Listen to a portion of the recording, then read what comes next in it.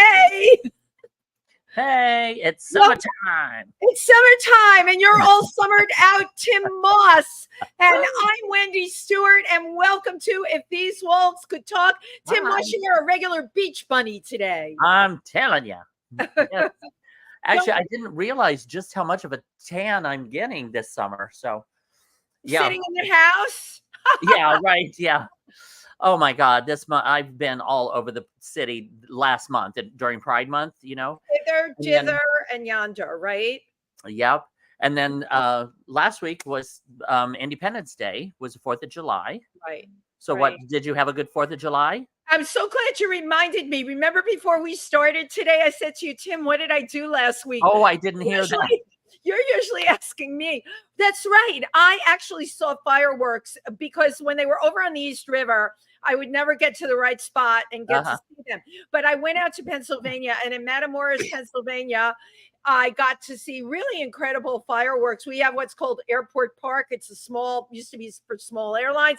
And long story short, the sky exploded. And it was just a lot of fun. I went with a lot of friends. It was exactly what I needed. Good. Where did you see your fireworks? Well, I saw it here in New York. My eyes had been red for a few days, and I thought they got sunburnt over Pride weekend because I was out for like all over 20 hours or something. And but they weren't getting better and weren't getting better. And I was supposed to go out to Fire Island to the Invasion with Michael Musto that day.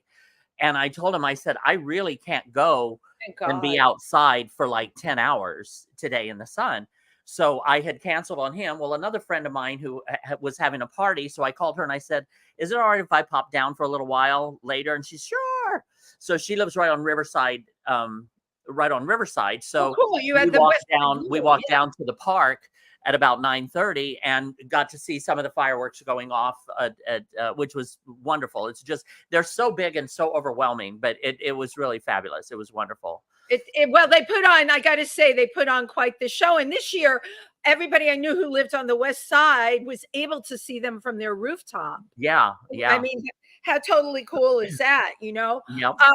One of the things, I had some fireworks because Ron Russell and Jimmy Starr came into town. Oh, that's right. I forgot. Star Media, who are also my PR people, and their wonderful podcast, The Jimmy Starr Show with Ron Russell. It was great to see them here in New York. We had a really great dinner. I think the name of the restaurant is called La Boulangerie. It's around the corner from the Monster. That's all I know. That's all I need to know. And they have nice wine there. And it was just really great seeing, you know, our Palm Springs friends coming into New York into all of this humidity. They actually said it was worse than Palm Springs, which is like 110. You know this stuff, though, that people tell us from out there. They say it's a dry heat. I don't know. It is. Yeah, it is. Yeah, but still, Tim, 120 is 120. I don't care if it's wet or dry. No, I agree. I'm not into 120 at all. But when I was out there, it was probably like, it was over 100. It was probably 105, 110, something like that. Right. But it felt like the 80s do here. It did. It was really, it wasn't that oppressive, wet, humid heat. Like today, it's like soup out there. Oh my God, it is total soup. But I have to tell you, in Palm Springs, here's what I noticed. I kept smelling burning rubber everywhere I went. I'm like, why am I smelling this? It was my hair. Oh my God. Melting. It was, because of the chemicals in my hair. So I don't know about this dry heat thing. Oh my goodness. I'm super excited tonight. I am going to see The Village, Nora Burns. Play. Nora will be on this show July 17th, which is also my mother's birthday. I can't think of a better guest to have than Nora. Nora's show is at the Soho Playhouse. She is running this show concurrently with her other show, David's Friend. So, I mean, she's just a freaking incredibly powerful, talented person. And I agree. I am so excited about going tonight.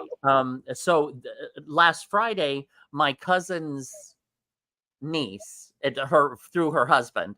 Okay. Her niece from Florida was in town, so with her son. So I took them out sightseeing. We went downtown and all around like the World Trade Center and Statue of Liberty, and over to Chinatown for some lunch and some dessert in Little Italy, and just stuff I never do. I live here all the time and never go. Eat them. But I live here all the time and never go to these places, Right. But and then let me see. Oh, I had a read through for a television series on Monday, followed, and then I had to cut that off and get over to a live reacts video that we were shooting and recording, which is like a reaction video. Yeah, I did those with my friend Scott Knowlton, who is a producer at CBS, and he has this channel, and there's people from all around the world. But the broadcast stopped about halfway in because of YouTube. YouTube stopped it, I guess, because of copyright or something. Oh but my God. even though the artist doesn't copyright his material for that specific reason.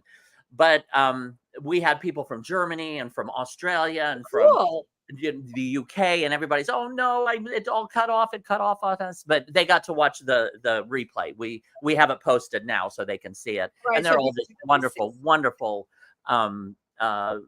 coming in. So, or wonderful comments. But so, and my eyes were still red. And I was joking with him. I said, if it was 20 years ago, it would have been because I was high or drunk. Right, or out all night. But I said, I don't do any of that anymore. I can't figure out why my eyes have been so red. Go to the eye doctor yesterday. I have pink eye. Tim, we all told you that on Facebook. All the doctors, Tim, we're all doctors on Facebook. Yeah. This is what you need to know. Nobody needs a medical degree. I have not had pink eye since I was in the 5th grade, I don't think. Right. But anyway, so they gave me some drops, but I'm better today already. But they said hopefully by this weekend, hopefully it will pass. But I felt horrible because he goes, oh yeah, you've got both your eyes are pink eye and you're contagious. We have to wipe down the entire office now. I was, oh my God. I'm sorry. Oh my God. You really morphed into Typhoid Mary. Yeah, right. So I decided, no, I've got to cancel everything because I was so wanting to be there in person today and join you at Nora Burns' show tonight. And unfortunately, I know, but you know what? We can't sweat it. You know, there's some things we can't control, and exactly sweating it. You probably caught it during Pride because you were sweating and hugging and sweating and hugging. Like the rest of us, and I can't believe I didn't. What I'm worried about is I'm wondering about how many people I might have given it to, because there was thousands of people that weekend. You know what? You can't keep yourself up at night with these things to worry about. Before I forget, here at Pangea on Thursday the 18th, the one and only Carol Lipnick. Amazing. If you've ever come and seen her perform, I am going to try and make this one. Carol is often on a Sunday night when I am not available, so I'm excited that she's going to be here. And I mean, she's just a voice like an angel or a white witch, actually. And she has all those incredible vibes going on around her. I have a special thing. She was the last show I saw before the pandemic, was Carol. Here at Pangea. How cool. So that's quite a memory. Well, speaking of memories, so our guest today, first of all, is New York legend, New York royalty, bartender extraordinaire, but also activist, incredible person, emperor from the imperial court. I think that was 2 reigns ago, and he'll correct me because he's the kind of person that will correct you if your facts aren't right. Right. He is one of the most beloved people in our community, and more than that, he is going to tell us who threw the first brick at Stonewall because he was there. Welcome, Tree Sequoia. Yes. Hello, Tree. Hi, Tim. I hope you're feeling better.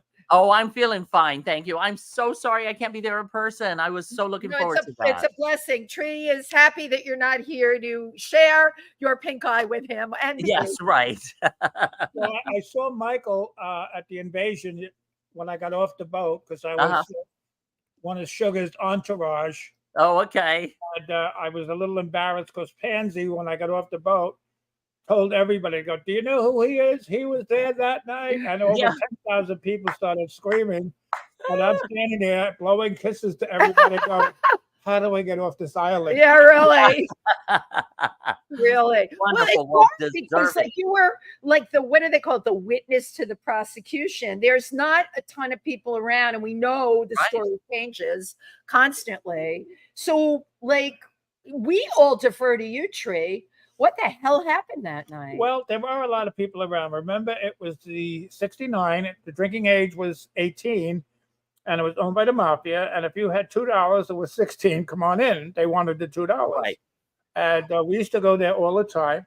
I was working at the time at a restaurant called Mama's Chicken Ribs. I went in there for the first time because I was looking for gay people when I came to the village for the first time, very young. And I went in there and I got to know people. I became good friends with almost everybody there, including the staff. And one day I said, Mark, can I have a cup of coffee? He goes, can't you see I'm busy? Go get it yourself. He said, make me 2 more. And the next thing I know, I worked there 6 years as a manager waiter. And when we got off work, we used to go to either the Ninth Circle or Stonewall. Remember, Stonewall only opened in late 67, 68. Well, and it was closed in 69. Well, can we back up just a little bit more, because I want you to try to explain to people what the gay scene was like at that time. It was illegal. Well, it was illegal to serve a homosexual alcohol, and it was illegal for a man to, or for a person to walk down the street kind of like as the other gender. Completely out of the question. Oh yeah. Remember, we had no rights. It was a disease. That's what I mean, right? Yeah. And, when we used to leave Mama's Chicken Rib to go to either the Ninth Circle or to the Stonewall, and there were cops on the corners mumbling dirty words at us and everything. And somebody would turn around and go, "Hey, Tree, does your father work?" I go, "Oh, no, he's a cop." And we or somebody would say, "Hey, Tree, what's a penny made out of?" We go, "Dirty copper." And we so you love this? Dirty copper. And then we used to actually do the conga line past them. We'd stand in front of about 3 or 4 of them and start singing, "We are the village girls. We wear our hair in curls. We wear." Oh my God, you guys were trailblazers. We give them the finger and we keep walking. Amazing, absolutely amazing. It was fun. It was. Look, I had so much fun because from the beginning, I wound up working in a gay coffee shop, then a gay bar, then another bar, and another bar. So I was never really harassed. I was from Brooklyn. Yeah, I was in. You're kidding. I was from Bushwick, and I was in a gang. Okay. In the 50s, remember the 50s, if you didn't belong to a gang, everybody beat you up. Right. Yeah. And if you had allies in other gangs, that you could actually walk and zigzag all over the neighborhood. Right. I didn't want to fight anybody. I had strange feelings because if I was wrestling with somebody, I'd accidentally rub against their crotch, not knowing why yet. So back in the day, you knew you were gay, even back then in Brooklyn. I didn't know. Well, I was trying but you to didn't know what gay was at that time, probably. Yeah, that was like right, exactly. And then I made a baby with a girl. I was 16. She was just 16. Yeah. They took the baby back to her country. And wow. So you have a child somewhere. I have a great grandchildren. Now, have you seen them? Do you know? Are you? I saw them after they took the baby, but her brother, didn't like her father either, so he kept me in touch until he died. That my daughter married and got children, and her daughter married and got children, and then I lost contact with everybody. Wow. Tree. They all lived in Kobe, Japan. Wow. So, we had so much fun knocking on doors to sneak in to the bar. If they didn't know you, they give you attitude. Remember, you couldn't look in a window. There were no disco lights. There was it was dark. Was it dark? Yeah. Dungeon. Black floor. But that was kind of the place where gay people or trans or gender bending would go to be themselves, like to be able to express themselves. We could dance with each other. We danced with jukebox. Right. A nickel a record, 6 for a quarter. Oh my God, what a bargain! What were some of the songs? Yeah. Oh God, we danced to Stroll, the Lindy, the Bristol Stomp. We actually danced to Edith Piaf's "My Lord." You're kidding! Oh my God! We did the cha-cha, mambo, and all the different Spanish dances because we danced together. We touched each other. Right. The slow dance was called the grind. It was like having sex, standing up, completely dressed. Grinding, grinding. The grind. And but we had so much fun because it was a place where we could hang out in groups. Now, it was a very mixed crowd. We had African Americans. John Chandler, who worked at Mama's Chicken, he was the cook, and he was there. And he called himself Diane Warwick. And we had lesbians, and we had fag hags. Yeah. I don't know what you know if you know what a fag hag is. A fag hag. No, Tim doesn't know what a fag hag is. He always wondered about me. Of course, he knows what a fag hag is. It's a girl that's in love with a gay guy, and then he falls in love with somebody else. She hates them both. Yes, right. We had an expression which is very politically incorrect in the old days. Yeah. If it wasn't for a homosexual, heavy women would never dance. Oh. But it was, if you think about it, it was true. Yeah. Now the police raided all the bars in Brooklyn, Queens. There was a pizza parlor over the Cal train station that was gay at night. Wow. Right opposite the Brooklyn Paramount. Right. And it was all over, and they got raided. We went to jail overnight sometimes. But they would do it, but they would kind of do it planned, right? Like they would say, oh, we're going to go raid these tonight. And sometimes you'd get a heads up ahead of time. Very rarely, but they didn't raid them because they were gay bars. They raided them because the mafia forgot to pay them. Oh my gosh, that's so incredible. Remember, the expression New York City has the best police money could buy came from those days. Literally, they were getting paid off. Now we could dance it together and everything, and if we got arrested, they put us in a paddy wagon, then send us to a bullpen. And then we went before a judge in the morning, and the judge would say, "You're wasting my time. Go home, or you're a bunch of degenerates." And he'd fine us $20. And then their lawyer, the syndicate's lawyer, Enid the Hat Girling, she would come down, pay the fine, and we'd either go back to that bar that night or the next night.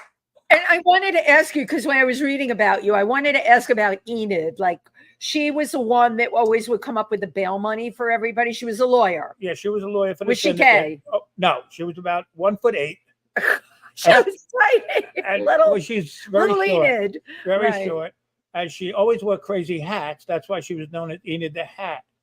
Now, I love just before she died, they found out years later how she got some of her gay clients off. She had sex with the judge, the DA, the lawyers, on their decks. She did everything to get her clients off. And to get the judges off too. Everybody got off with Enid. And in the older days, when she was real old, she'd actually go up behind the court and talk to the judge and put like candy because she couldn't get put out anymore. So she put candy. Like a hard candy in a wrapper. Right. That's what I'm seeing, right? And if you were like last on the list, they would actually move you up to first or second just to get rid of her. No. And she was an amazing fun. What an amazing We used to drink with her at Julius's. She loved her martinis. I would say she was 5 foot, maybe. Yeah. Wow. What a character. She charged a lot of money if a gay boy or a gay man was caught. How much was a lot in those days? $1,500. That's a lot of money for those days. Yeah. Wow. And she'd always get you off, no matter what they did. She always got you off on your own recognizance, so you didn't have to pay a heavy fine or anything. Wow. She was your lawyer until you ran out of money. Then she'd give up. Yeah. Wouldn't this make an incredible story, though, Tim? Like, no one knows this. I'm sure a handful of people know it. This is incredible. What an incredible character Enid was. She was amazing. She was my date once in a while. For 40 years, we had the bartenders ball at the Copa, where bartenders would wear tuxedos and the girls would evening. At the Copa, which the mafia also owns. Jerry Scott was the cocktail hour. Then we had the Lavender Band, a 20-piece band downstairs. Wow. And they treated us like gold. And eventually we had to stop it because people didn't want to get dressed up anymore. And all the fun bars were gone. And the big clubs didn't want to get involved because they were making enough money. Right. Bartenders Ball was once a month.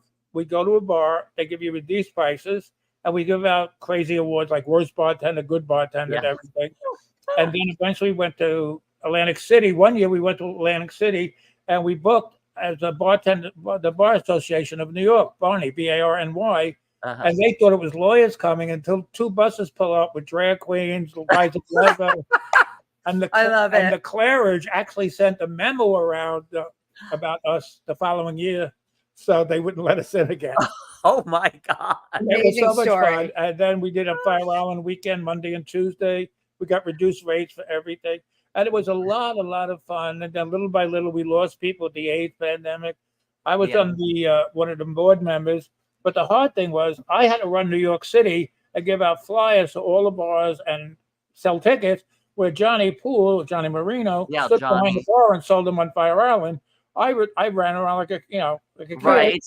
and he just sat there selling tickets at the bar. I met Johnny and Charity Charles in 1962 at a Halloween party on Fifth Avenue, and we stayed friends. He just died about less than a month ago. Yeah. Wow. I was holding his hand the day before he died, and he said to me, no matter how long I live, you're going to be 3 years older than us. Sounds like Johnny. And then the next day, they set up a bar in his room with permission from the hospital. I love it. Because he always wanted to die with a drink in his hand. They made him martinis, and 3 hours later, he died. That's great. What an incredible story. I'm going to go back because there's so much here with your history. There's so much. Take us up to like the night of the Stonewall. What was going on? Firstly, I just want to know, how many times have you told this story? And is it the same every time? Well, Roosevelt was president. Franklin, not Teddy. Okay. Until now. Yes, right. And you tell the same story every time.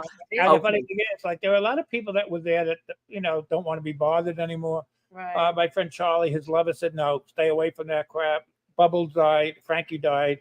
There are people that moved out of the state. They don't want to. With a husband, and they raise kids now, and nobody really wants to get involved. There's very few of us.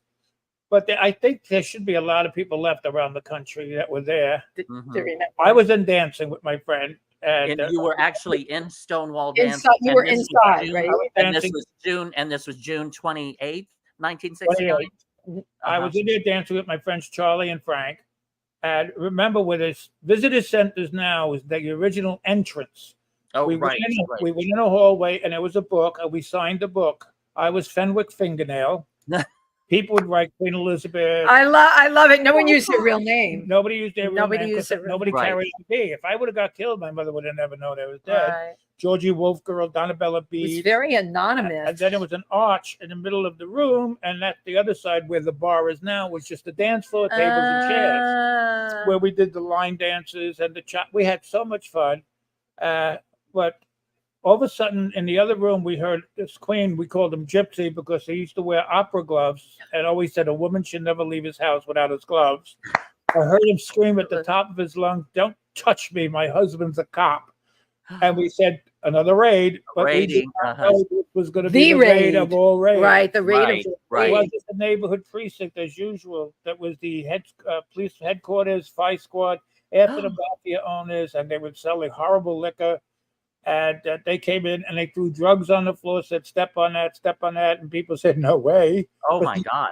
They set it up. I didn't know about the drugs. They were trying to set you up for drug dealing. Yeah, wow. Next thing I know, I saw a bottle go across the room, and every melee started. And then... Do you know who threw the bottle? Yeah, right. Who threw the bottle? We don't know, because I just saw it go by. And then the neighborhood cop, Charlie, who was a very nice cop, if I left the bar and said, Charlie, I need 35 cents to go home, he would give it to you. He'd give you the 35 cents. Nice. And he came in and he noticed me, Charlie Bubbles, and a friend of mine, Gregory. And Gregory, at that time, should not have been caught in a gay bar. He was the Catholic priest. Whoa! So he let Gregory out. And then he grabbed me, and Charlie said, I'll put these fags in the paddy wagon. And when we got out, he said, run. He was that wow. Right. We didn't run. We stayed with the group. Gregory's the only one that ran. Yeah. There we were. There was a parking across the street. I swear to God, two queens. To this day, I've been trying to figure out. They did this for at least a half hour. Pulled the parking meter out of the ground. There's a battering ram to back the doors down to get to the police. Meantime, outside, we were trying to set the bar on fire with the police in it. We were setting garbage cans on fire, shaking police cars. Charlie noticed that the lock on the paddy wagon wasn't locked. He went like that, and everybody escaped. Oh my The God. good thing is, What? Drama. Oh all the my stores God. in that block and the people that lived in that block let them in the stores and their apartments, would not let the cops come in to arrest them.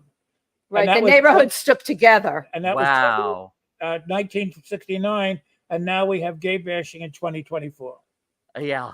And Wow. well, there's so much about what you're saying, because I guess my question is, why this night? Why this night did everything go helter skelter to where they're pulling a parking meter out of the ground? What was it? Didn't Judy Garland die that night or that day or something? Or Well, Lorna Love says Judy, yes. Liza and I say no. It wasn't Okay. because of Judy. We all loved her, but we're going to riot for her. Right. well, right, I agree, but I mean, there was just something that set off this. Yeah, like, that I set had it off, enough. Pam. And I it think was amazing. It was amazing also that the community, the stores, the people that lived there embraced these, in a way, outlaws, because Yeah, they were, yeah, right. They illegal became to be outlaws gay. too. You know, everybody knew it was a gay bar, but we didn't bother anybody. Remember, Right. we could smoke in then. Yes. Years later, when 30 people are smoking outside and the smoke comes into your apartment, you complain. But in those days, we smoked in the bars. Right. Exactly. Because you could. The bathroom would overflow. Nobody cared because the syndicate didn't give it. They just wanted our money. Right. They liked us. They didn't understand us. Harry the Horse was very nice. Frankie Shades and Duke. I love the names. Harry the Horse, Frankie Shades. A quick story. We took Joyce Randolph, the Trixie from the Honeymooners, Yep.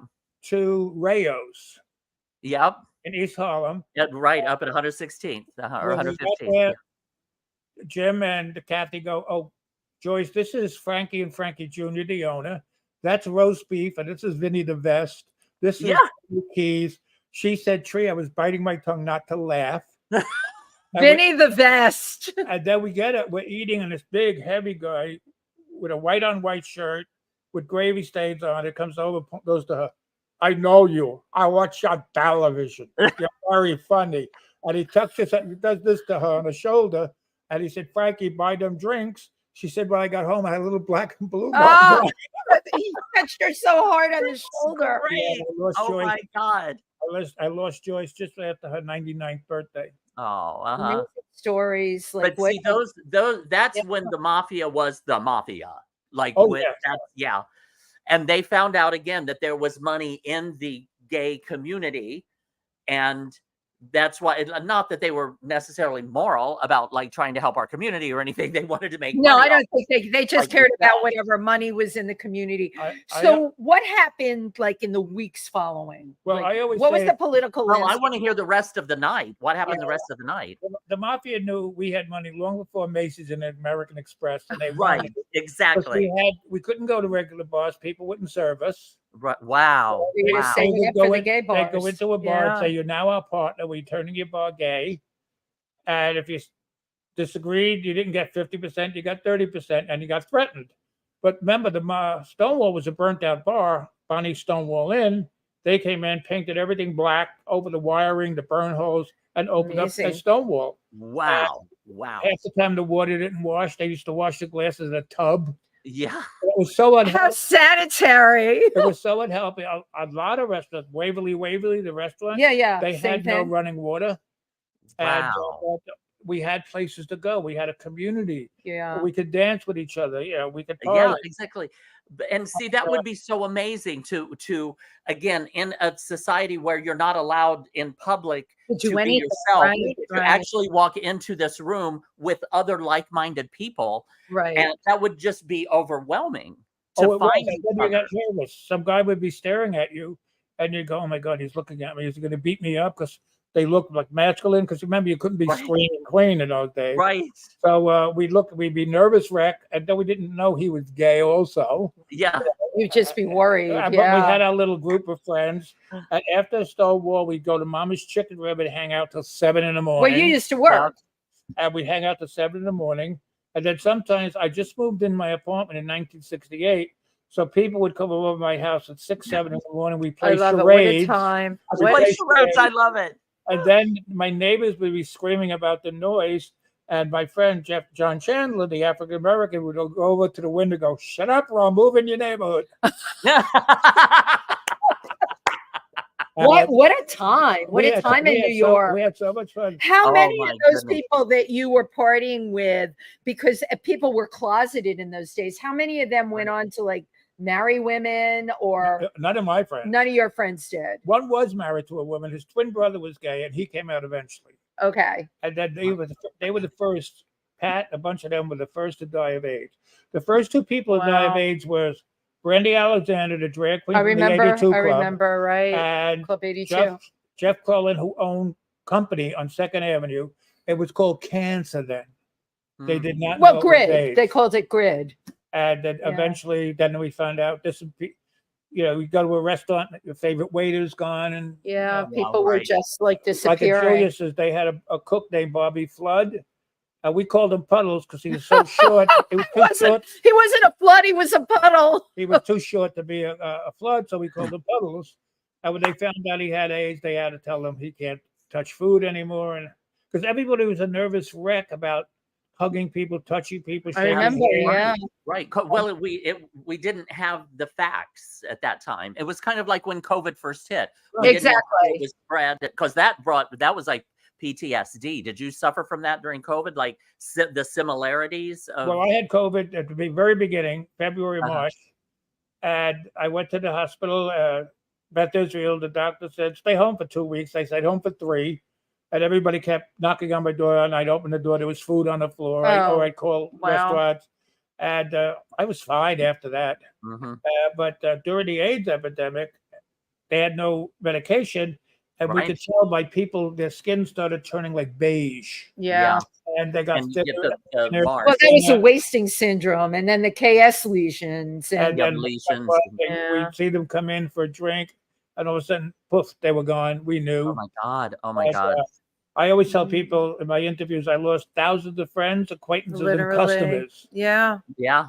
Because look at where you were at the time. You were in the belly of the beast. And I just right in the middle of it. Had AIDS because my doctors told me you can, if you shake their hand or hug them, you can't. So in front of everybody, I would actually shake their hands and hug them. Oh, God bless you, Tree. And then some of our friends, their family, the mother would lay them on the floor in the garage and wash them with a hose because she wouldn't let them use the tub, thinking the family was going to get AIDS from using the tub. Oh, my God.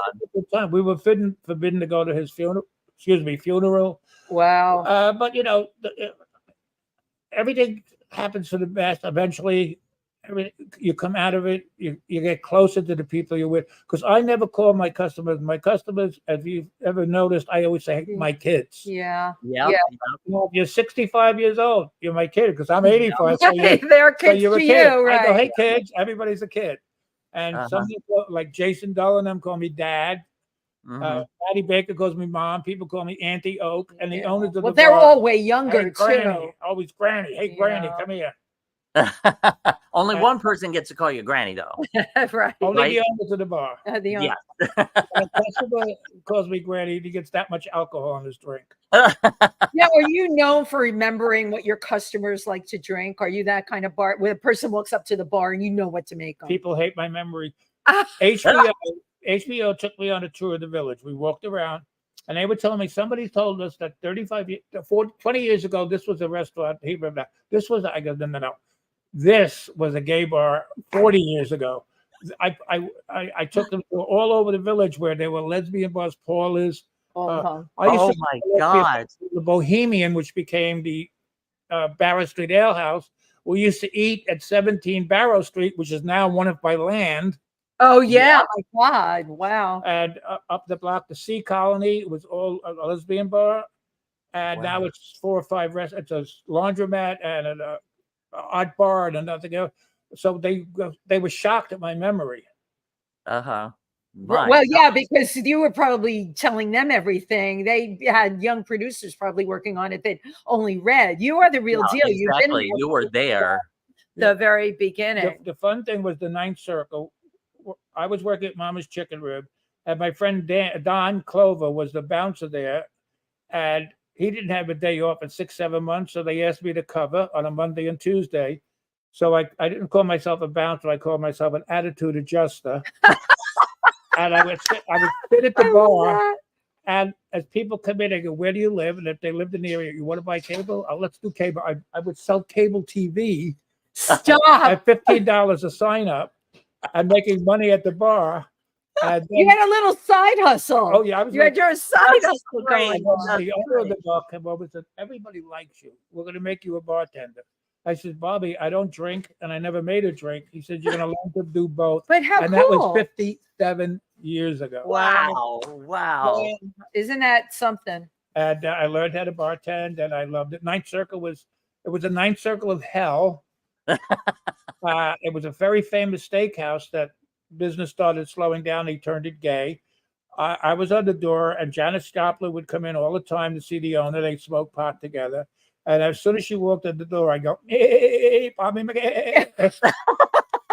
And she gave me the finger because she knew I liked singing, not screaming. Right. And she said that if I had a sold out house at Madison Square Garden, if I gave him 2 seats, there would be 2 empty seats. Ah. But I liked her as a person. She made me laugh. She was funny. very Rock cool. Hudson was there.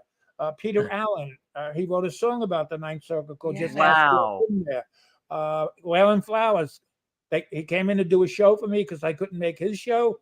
Oh. Somebody stole Madam the night he was in there signing autographs. Are you kidding? Oh my God. Madam was stolen from the Ninth Circle. Somebody stole it. Wow. And Frankie Tamborelli, who worked for Michael's thing, wrote a story that Madam and Waylon were in, and somebody stole Waylon. And everybody was looking all over the place. Including Madam. That's like, where's Waldo? Where's Waylon? Yes. Looking for Where's Waylon. Waylon? Right. And at the end, Madam says, oh, don't worry about it. I got 2 of him in my closet. He had 2 Madams. How? Then we The backup Madam. Then we found Right. out some kid he slept with, stole it, that worked at a florist around the corner. Wow. Oh, God. What Oh, what God. incredible stories. And just somewhere Wow. along the way, you got involved with the Imperial Court. How long have you been? I'm only in it 21 years. I couldn't join. They used to ask me to join the court for years and years and years Yeah. at the gay and lesbian expos. But I worked from 8 at night till 4 in the morning, 5 or 6 days Yeah. a Of week. course, Right? right. You can't go to the night of 1,000 gowns. You can't go to meetings. You couldn't go to anything. So eventually, when I slowed down a little and I said, I want to work days, I work Thursday, Friday, Saturday, and the meetings are on Wednesday. right. Once a And for month me on to go, Wednesday. I take off Saturday off a night of 1,000 gowns. But Mhm. then I ran for Emperor twice, which my friend Rhonda Potter, we call Sugar Be Real. Shout out to Be Sugar Real. Be Real, who Yeah. is now the homecoming queen. homecoming queen of Cherry Grove. And we traveled to different courts. So I had to take off Friday, Saturday, Sunday. And I was spending money, not making any money, but I was having the time of my life. Yep. Meeting people from 70 different courts. I didn't go to every court. I have Yeah. favorite ones that I love going back to. Right. In fact, Austin is in August. I'm going to Austin. You're going to Austin. Nice. I love that. The whole thing is around the swimming pool because it's 114 degrees every day. Uh-huh. Right. And we always have coronations all the time. I haven't been to one, if you can believe that. Not one yet. Maybe next year. I've been to 18. When I first 18 joined of the them, court, I right. didn't go to coronations because I was so busy going to Brazil because the American money wasn't that worth it. It was good. But the Uh-huh. Brazilian money, I got good things. And I traveled to Brazil. When people say, why do you go for Brazil? I said, for sex, for God's sake. Oh my God, the men are the hottest. They don't know how to say no in English. Yeah. Plastic surgery, if you're into it. They got everything. I met the Absolutely. original woman who was the girl from Ipanema, Enid Stop. Giada. She was a grandmother of a 21-year-old at one of the balls. And I said, my God, you're beautiful. She said, Tree, I had a lot of work done. Wow. I have a picture of her where she's almost bare-chested, and she's literally gorgeous and a grandmother. Wow. Wow. Wow. Oh On my Facebook, it's my album called Brazil. my It's God. on your face. No, I want to check it out. This is on your Facebook page. It's Brazil, Cool. and then it's Brazil, New York, because there used to be a lot of Brazilian bars in Astoria that I used to hang out in. Wow. Uh-huh. Oh, you've always liked those Brazilian voices. Yeah, huh? but Tree, No, I have one type, breathing. breathing Tree is happy. I have to ask you, what is your freaking staying power? I mean, Yeah. it's really impressive. And you've been through it. You had stuff with your knees, your back, whatever. But man, you are always standing. You always end up standing at the end. What is it? Well, I say to people, well, I'm running out of parts. I always tell everybody, you see this scar right there? And they go, yes. I go, that's me. Everything else is new. But if I stop, I die. Good point. Right. And I tell people, I don't intend to go anywhere. So why should I die? I'm going to have fun. Right. I tell the owner of the bar, I intend to retire at 100 and have a massive heart attack behind the bar. So you have to clean it up. Right. And then he fires me. And you'll be fired after decades. Tree Sequoia got fired. We all laugh. We all laugh because Kurt's I knew him before he owned the bar. He was a bartender at the Duplex. And I used to visit him. He used to visit me. So I worked almost 57 years, 9 Circle Julius's and Stonewall in one block. I always tell people because my mom wouldn't let me cross the street by myself. Yeah. And I worked at Julius's for years, and I had a lot of fun there. That's where I got to know the Robin Bird show. Yeah. Wow. And I'm still friends with Robin Bird. She used to send the dancers down. Wow. And, the show was over at 1, and then she'd bring them all down. Oh, sweet. We got so crowded because people knew these beautiful men and women were coming down. Yeah. And we had to keep the bar open and the kitchen open. And the owner would say, why is every Wednesday? We make a lot of money. Then I told him. And then Freddie Lutz would actually come to the bar every time we were on the air because I'd call up Robin and go, hi, Robin. She goes, it's Tree from Julius. I love it. You really, I mean, you've worked all of the key places and everyone loves you. Your absolutely. It's like you meant. You're very beloved in our community. Oh my God. I like people. I don't care who you are. It's obvious, right? I have never ended a friendship in all the years I know. I travel the world, and when I go out, I just go to a bar and I start talking to people. I go, hello. If they're I just turn my back to them and talk to the person on the other side. Right, because you can get to anybody, Tree. I have a craft beer bar in my building, and every one of the people I picked in there are all straight boys. They all know I'm gay, but they're all straight. 2 of them just turned 21. My good friend John, I met him at a German bar called Lederhosen. Yeah. He was sitting with his wife. I did not know that because she had her back towards him. And he had a cast on his arm. And I just looked at him and said, masturbating in a small area? What? I was like, no, I fell off my bike. He divorced her, and him and I are friends. I love it. Right. 9 years already. 9 years. Wow. Probably because she didn't have a sense of humor. Right. He couldn't stop, he couldn't stop laughing. There's another boy named Colin wearing lederhosen too early for Halloween. Now we're friends 3 years. And people are fascinating. I want to know who they are. Well, that totally comes through, right? Well, yeah, because everybody's got stories of life, and you are just abundant with stories. And I brought the first gay flight back. They flew. Wait, we want to hear about this. Virgin Atlantic flew me to London a day and a half, which was horrible, and I had to go back to the airport. And 283 people, all gay, drag queens, everything, on this flight coming back to New York for the 50th anniversary of Stonewall. Oh, right. Yeah. And we had a drag show at 35,000 feet. I love any kind of a plane that has a bar in the middle of it. With a drag show. What could be better? And watching the drag queens run in the bathroom before we landed because they cannot land and drag and show them a passport. They would never let them in the country. Well, you know what? Hold on. I never thought about that. Yeah, trying to go through customs and drag. Can you imagine? You don't look anything like your picture. And then 2 days later, we had a party by the World Trade Center, and Sir Richard Branson was there. And I have a picture of him trying to put his hat on my head. And in front of everybody, I said, if you crack my hairspray, I'll kill you. And he gave me 2 free trips on Virgin Atlantic. Are you kidding? After that, I complained. You sent me for a day and a half. I have friends in England. I would like to see. Yeah, I would like to spend more time. So you did. You got to go back. And then I met some people on the plane that invited me to receive the Attitude Magazine Award, which is a big award throughout England and Europe. Yeah. And I was sitting at the same table with Dame Joan Collins, Russell D. Davis, who wrote Queer as Folk and Doctor Who. Hogan, who wrote Tale of the Wild Side. Did you talk to Joan Collins? She was so worried about her face, though. Yes, she because always it's has been. melted. Wait. And, Yeah.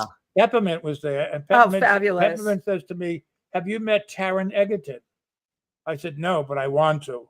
So she takes me over, introduced me to Taron Egerton. I'm shaking his hand. I said, "I loved Rocket Man. I love all your movies, but I masturbate to your movies." And he just stared at me. I said, "But then people on both sides of me complain. The ushers come down the aisle, they make me and they throw me out of the movie house." We grabbed me and gave me a kiss. Like you He wouldn't got the believe. joke at that point. That's great. And then when I received the Attitude magazine, it was presented to me by Lance Black. Yeah. Ian McKellen was going to do it, but he was in a one-man show and he couldn't take the do night it. off. Well, wow, what a story. So after that awards, I went to see Ian and we all went out. And then I was invited to receive the Trevor Broderick Award, which I did a whole thing for a World of Wonder. And I was on stage with somebody, and I met Jane Lynch, who were the same size. Thank God for that.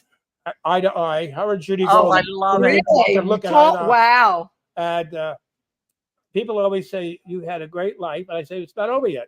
Yeah, exactly. You got some really cool stuff coming up. Well, I was just going to say, you've got some travels you've got coming up in the next couple look at months. what you got coming up. I have to go to next Wednesday. I fly to Cologne, Germany. Yay! I have to speak before a bunch of groups on the Grand Marshal and their Pride Parade. Yes. I come home on the 23rd, unpack, pack, and leave the 24th for Florida for an event. I love it.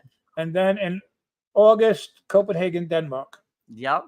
What is summer to have ahead of you? And you're going to be speaking. After and, that, I hope it stops so I can rest till next Pride. Yeah, really. Well, just don't forget your Lederhosen if you're going to Germany. I don't. Yes. I'm a Russian, but I don't like Russian food. I like German food because it's heavy, greasy. You like it heavy and I don't greasy. eat anything healthy. I never eat vegetables. I never eat fish. I mean, come on. I love it. No, this is great. You are a testament to unhealthy living. And my doctors look at my physical and they go, "It's like a 65, 75-year-old, 60-year-old, 70-year-old man. Yeah. And you don't do anything right." You don't do anything. I walk past the gym twice a day and it's exhausting. You think about people working tell out. everybody how old are you now? 85 years young. Amazing. Yes. This is how I keep customers at the bar, by talking to them, driving them crazy, picking on their nationality, where they're from.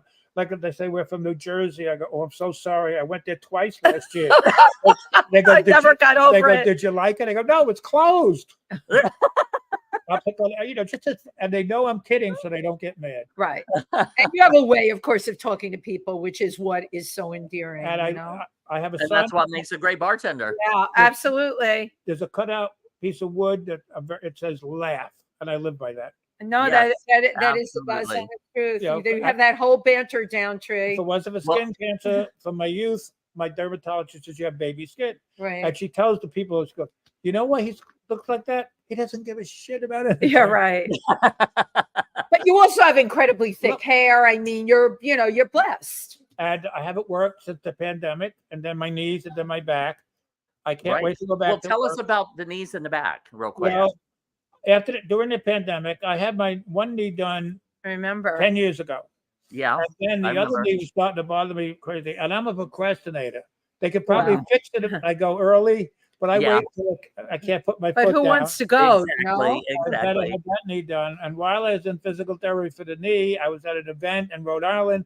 Unpacking, I fell backwards. I broke my back. Oh my God. I'm in physical therapy for that. The other day they gave me an epidermal, and they're going to do more shots. Yeah, they can do that now. The bar, they want me back at the bar because the people at work, they say, "Tree, every day, is Tree working?" And they go, "No." Some people don't even come in. Right. You're good for business, honey. You really and my are. boss said, they love you. My boss would sit at the end of the bar and say to people, "See him talking to those two people? In 5 minutes, he'll own them." Yes. They came in for one drink, and now I got them on 3. Right. Yes, exactly. That's the job of the secret. bartender. But that's the secret. Absolutely. But I swear, every time, like if I have a show, if I'm booked or something at Stonewall or going to see somebody at Stonewall, first thing I do is I walk in, I look for you. Right. I look to see if you're at the bar. You're a landmark, like if you are, you're my first stop every time. And then Mike Salinari will tell you. I you. love Mike. He's a great person. Mike will tell you. Yeah. When I first met him, he said he was a bartender. He was horrible. And I made You fun. broke him in? He said he'll tell everybody. Tree taught me bartending. I used to go in the bar, sit at the end, and he'd come by and go, Tree, what sort of common cars? And I go, and Mel, my little lesbian Mel, she was my bar back. And they said, teach a She's bartender. great. She's a good one of the bartender. best. Yeah, she is. Yeah, yeah. What do you think being part of being a bartender, besides being able to talk, you got to be quick? Oh, yeah. And a lot of the places now, they'll hire one bartender for the entire bar, right? And and you're waiting. It makes me completely insane. Yeah. I'd never have to wait with you. When I was a kid, I used to go to the bars, and I see a bartender put 6 glasses up, and I go, oh my God, I couldn't. How does he remember that? I could never do that. And now I'm doing it. Right. Now you're doing it. Now, okay, we never did quite finish that night, and to find out who threw the first brick. Let's go back to that night. You were outside. The priest took off running. Right. They pulled the parking meter out of the ground. And they were bad at using it to back. And they were trying to burn the bar down with cigarettes. And they unpadlocked, took the padlock off the paddy wagon. People always say, were you afraid? I said, no. I was always a good kid, and here I am, in the middle of this riot, right? Bottles, setting a police car on fire, garbage cans on fire, filling up the whole area with smoke and everything. Charlie knocked the lock off the paddy wagon, and the next thing we know, the riot squad started coming down, and we ran back to Mama's Chicken Rib because we were at the entrance where the visitor centers is, and they were coming down 7th Avenue. We ran back to Mama's Chicken Rib. We swore if the cops come in, we were here all night long. They never came in. Yeah. And the next night we were going back, and there was smoke all over the place because people were still running around. Wow. Fight back. And what a turning point. We saw TV and newspapers, and my family did not know yet. And we're Russian Orthodox, so that's wow. You know, they had no idea. So we had to hide from that. The first March, 1970. We walked up to Central Park, but we walked on the sidewalk because they were taking pictures of the people in the street. Oh, I see. We got to Central Park, and there were people making a speech, and I said to my friends, who's that? I don't know. And we came back down the Village. So for years, they kept sending us uptown, and everybody was coming back. Then they had enough sense to turn the parade around to come down to the Village because those were all the bars were. There were no gay bars way uptown. Not at Central Park, you know. No, and so they turned the bar around. Now, the first street there was from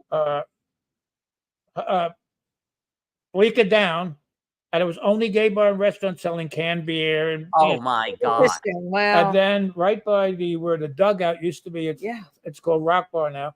They put a booth where I would stick my head through, and people would throw pies at your favorite bartender. Stop!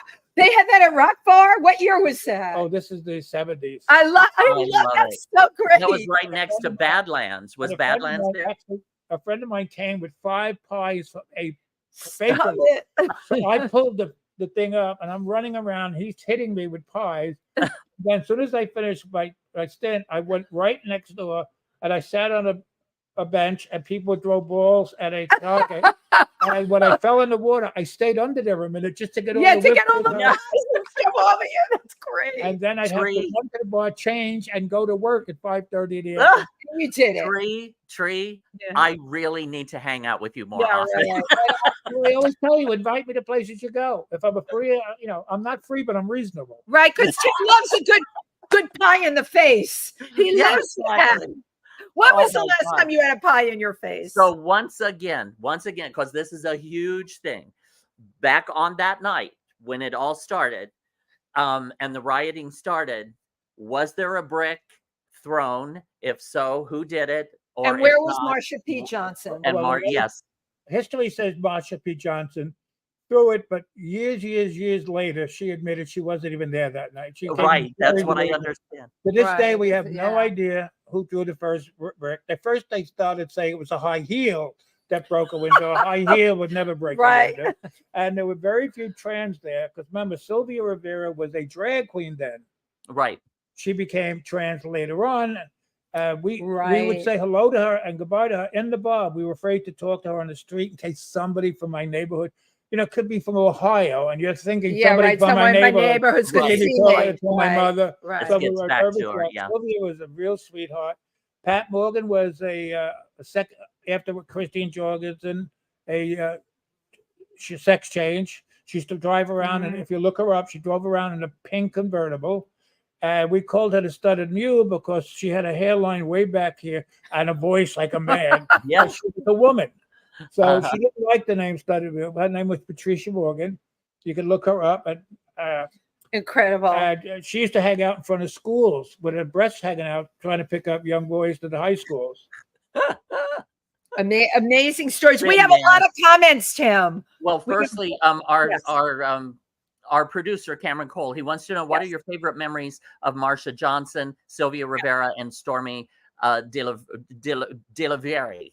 Well, I met Stormy in 1958 at the Jewel Box Review at the Apollo Theater.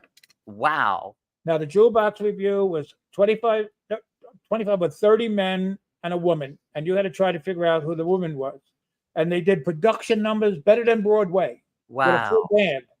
And after the first act, they would close the curtain. They go, ladies and gentlemen, the only woman with the Jewel Box Review, Ms. Stormy DeLaviere. And the curtain went up, but there she was, a top hat and tails. Love it. Wow. Original program from that. And I saw Stormy one day, and I said, here, yo bitch, sign this. I've been carrying it around for years. And we laughed and laughed and laughed when they had a benefit for her at the old Chelsea Lobster. Marsha B. Johnson was just a street kid. Nobody knew where she lived, where she came from. Yeah. She was murdered, as you know. Yeah. But the last part of her life, Randy Wicker. Yes, Randy. I just met Randy at the drag march. Right. Amazing. Randy's amazing. Right. Yeah. Randy you're around the same age. Randy came to my birthday party. Wow. He's 2 years older than me. Wow. So Randy, what about with Rivera, Sylvia, and Randy? What about it? Well, he took Marsha in, and she lived with him for a while. So, when I would wait for the bus to go home, remember my apartment's 68, he had a shade lamp store right behind the bus stop. So if I missed the bus, I'd go in and sit down. I'd talk to him. I'd probably miss 7 or 8 more buses. And then I'd finally go home. And Randy, when he came to my birthday party, we were like laughing and reminiscing. Wow. And I'm very close to Rollerina, who I used to know. Yep, she used to work on Wall Street and go to work on roller skates. Right. Yeah. I meet Rollerina for lunch every couple of weeks. She's still she's very amazing and has incredible stories. Love to get her on here, but that's not going to happen. So she tells me incredible stories. I like what she wears, those short overalls. Yeah. And people say, why do you wear overalls? She goes, you never know when you're going to have to milk a cow. And her button that says lesbians for Bush. Right. And then she always, I love her. When people say, why did they call you Tree? I always go down. When I lay down, I'm taller. So I go, what kind of tree are you? I go, weeping willow, but your lips can make it a mighty oak. Oh, you have a line for everything. Well, if I get stuck for lines, I can always peel one off your forehead. But you know, when you're a bartender, and I did comedian. Yeah, I can tell that you did. Absolutely. 1957. I didn't like it because I couldn't see the crowd. So I just walked off the stage that way instead of going backstage. Out the exit side, never did it again. But now when I have 25 people at the bar, I can torture. Right, but you could like your audience. I'm in heaven. Well, firstly, okay, just 1 second. So to set the record straight, Marsha P. Johnson was not there and did not throw the first person. Right. Then Tree has said that, and we believe you. Exactly. Okay, so now we do have a lot of comments here. Yeah. I Suze, who I was just chatting with before the show, says hello, dolls. Albert, our good friend Albert Crocus Pena from the Bronx, he's a stylist. He says, "Wow, what an amazing story!" And he has a few more comments like that, I believe, coming up. Sebastian Kane Roy, a big smile. Eddie Cruz says, "I love you," and it says, "Hey Trey," or "Hey Tree." Hannah O Dance Company says, "Great story." Hannah Q, yeah, Hannah Q. Or Hannah Q, yes. And Cameron Cole, our producer, he says, also, thank you for telling us so much of all the interviews. Yeah. Oh, wow. Of all the interviews that we have done on If These Walls Could Talk, this is one of my all-time favorites since I joined the show. This has been an Thank you, Cameron. amazing, Cameron's a totally different amazing show. generation. And that's what you bring to the party. You know, you're bringing this history to everybody. Well, you Yeah. can go on my Facebook. You don't have to friend me. Don't. Oh, if I friend don't, if I him. don't, if I don't, if I'm not a friend, don't friend, because I'm up to 5,000 already. Well, because Yeah. wants to be your But friend. you can see all my albums. I worked the first rock and roll show ever. There's pictures of me at 16 with Buddy Holly, the Crickets, 14-year-old Paul Gorgeous. Anka, 15-year-old Frankie Avalon. I was Wow. on American Bandstand, 1959, Stop! 1960. I went there to have sex with one of the dancers, and he was the only straight one on Bandstand. But I became friends with the others, Harvey and Lou. And I worked for Jackie Gleason for a while. That's how I met Joyce. Hey, kid, go get my script. I was going to ask how you Right. met. Right, and right. then I worked for the Ed Sullivan Show for a while. That man was nuts. But I got to meet all these Wow. celebrities.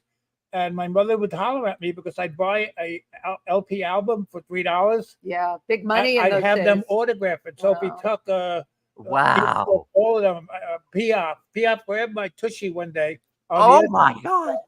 I was 17 and I told my mother, this French woman, she pinched my tushy. My mother says, what do you expect? She's French. They're like that. Too Just funny. a couple more. Sue's also Yeah. says, hello, dolls, great show. Albert Crocus Pena says, funny, love, love, love. And yes, I need to meet Tree. Albert Crocus Pena. We will Albert, just come out with Tree. us. Tree hangs out at all the same Yep. places that the rest of us do. And you'd love Albert. He's great. I love to meet everybody. Yeah. Uh-huh. He's really interesting too. He's a very cool person. But I don't kiss on the first date. You might That's suck not her. what we heard. Sorry. I don't know if you caught that. I was saying you don't kiss on the first date, but you might suck, you know. But remember that, life's too short. Enjoy it to its Right. fullest. Don't let anybody Absolutely. tell you what to do unless they pay for it. Yes. If they don't pay for it, tell them to go to hell and do what you And want they to have do. to pay big I've bucks. never hurt Absolutely. anybody, Right. Right. Just enjoy life till its fullest. If you want to meet somebody and you see them in a room, don't look at them. Go over and say hello. I totally Right. agree. Right. This is Pokey, but what is your sign? Aries. You're an Aries. Wow, an air Uh-huh. sign. I'm a Capricorn, and I believe everything that you believe. Yeah, because life Life, is short. Enjoy that's it. right. Seize the Absolutely. opportunity. I'm accused of having more straight friends than gay friends because straight people are fun. I always kid around with straight boys when they go, they're straight. I go, straight boys taste good. Just to watch the expression on their face. If they're like, they have no sense of humor. If they have a sense of humor, they laugh. We Yeah, like them. mine is usually normally when I meet somebody and they say, "Oh, I'm straight," I'm like, "Oh, I'm so sorry." It's only a phase they're going through. Yeah, Remember, right. but remember, there's 3.5 feet between us, so nothing can happen. No, Yeah. nothing, right. And the more people you meet, the better. That's That's why right. every time I come home from Europe, I have A ton more friends. 10 phone numbers, Instagrams. The other thing, Twitter, I have no idea what I'm doing. They try to put me on TikTok. I said, don't do that. Yeah. Yeah. But no, you're I got- amazing. Look, you're on Instagram. You're on, look, come on, Tree. I'm so old, my cell phone's rotary.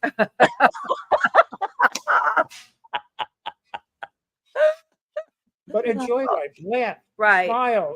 Absolutely. Absolutely. And you keep doing what you're doing because it's working for you, you know. I'm It's a back- pleasure having you here today. I'm a high school dropout from Brooklyn who eventually got a GED. And there I am traveling the world. I met the royal family of Denmark, Spain. Wow. I met prime ministers, presidents, Oh my gosh. parliament members. Ian McKellen became my good friend. Uh-huh.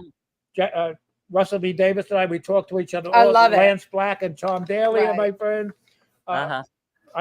I just got a phone call 2 weeks ago from Renee Taylor from The Nanny. Oh, I love her. Yeah. Well, right. Tree, honey, Tree. I'm moving the bunker. You want my furniture? I go, no.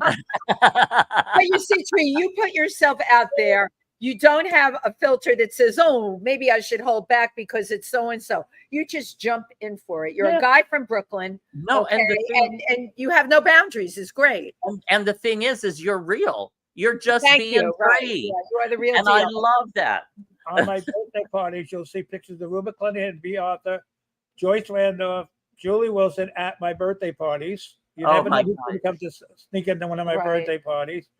And but they're people. They're not They don't need an Exactly. entourage. They don't need Right. bodyguards. No, they're just They're people. down to earth Yeah. human being that have fun. Yep. Right. Rue and I got along great. When she died, her son says, "I don't believe the places you took my mother."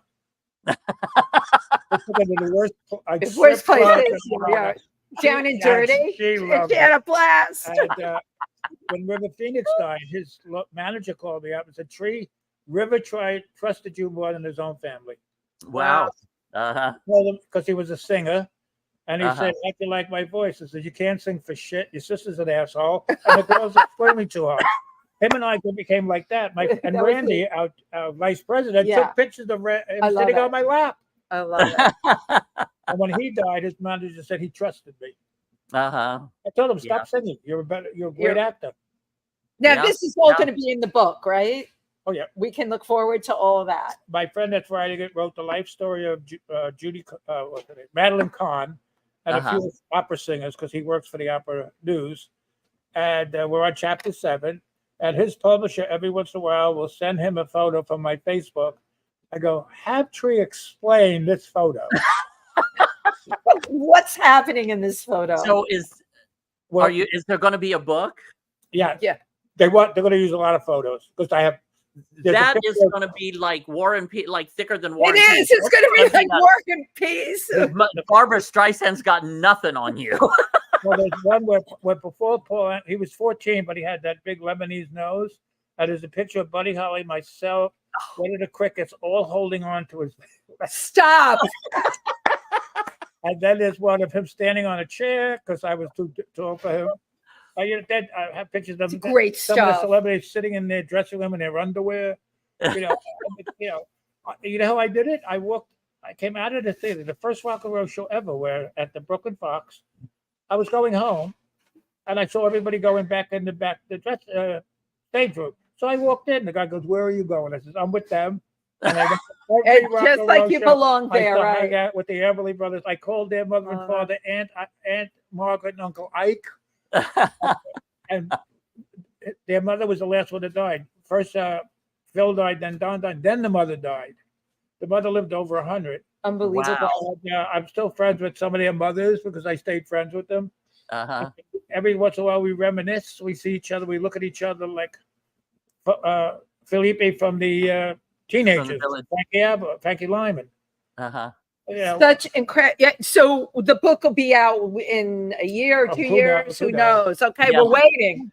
We're waiting. We'll have you back on the show, of course. Absolutely. Oh my God, yes. Yeah, people Absolutely. really want to know about that. well, I had a long, lucky life, and L. not wood. I could do that. I'm a tree. Yeah, not good at the table right here.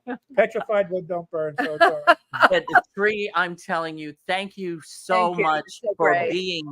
being Yeah. yourself and just everything that you have contributed without even realizing it. You Yeah. have been in some of the most pivotal, what an incredible life you Pivotal have parts of history experienced. and LGBT, Yeah. not only Yeah. LGBTQ history, just But history, entertainment and Yeah. just, yeah, what a wonderful life. And thank you so much. You're just a shining example, and you truly Yeah. are. I know they throw the word legend around, but you are truly Right, legendary truly a in legend. our community, and I thank you for that. And We thank an you. My pleasure. icon, It's you my know. pleasure. We all know each other. You from the entertainment industry. I Yeah. met Wendy through you, and then I met her The at court, yeah. Superior Court, yeah. You used And- to always come into Stonewall if you were doing a show. You always stop at Of my course. bar, have a Yes. drink, we talk. Uh-huh. You know, and But also even I always adored your friendship. What's his name again? That guy. Oh, Tym Moss. That's who it is. and also a couple of others that have attended your birthday parties are Wendy and Tim. Yep, absolutely. Well, this was the 85th. I They was there want me this to year, do it yeah. every year, but I No, I tell did them, your 84th. I was at your 84th. I couldn't get to the 85th. I was out of town. Until I'm 90. No, we're not going to wait. They Let's don't do know. it again this Because year. you've been there when you see Marta Sanders came, Kate D. Sullivan comes, Scott Barbarino. These all, remember, I was a critic for years. Oh, wow. We Every didn't even day touch on that. magazine, 7 at one time. I had to write reviews on cabaret shows. I can't. So you did that as didn't know well. that. Oh, God. And I reviewed a cabaret show for 3 different magazines and 3 different reviews for that person. Oh my I God. used one for the other newspaper. Yeah, you had to Right. change. You had to mix it up. Yeah. Crazy trying to write things. Wow. And that was fun. Dorothy Dargala, who ran the Greenwich Village Press, she would pull her hair out because she said once he gave me the story, he just typed. He never put in a period, a capital. It was stream of consciousness. She That's said, I what it spent was. hours trying to figure out.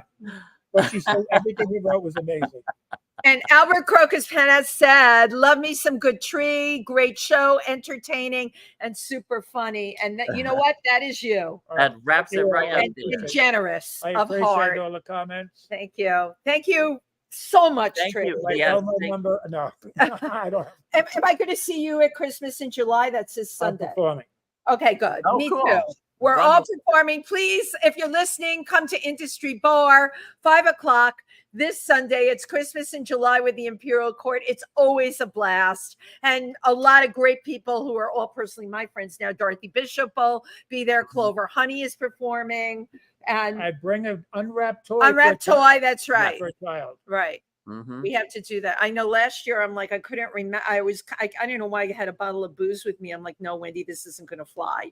I just had to stop somewhere. There were some kids, Right. Yeah. With some kids. Maybe. All right. Thank you Tree so much, Sequoia, Tree. thank you so very much. Thank Incredible. you. And thank you to everybody who tuned in today. What a great audience. Thank you for your comments.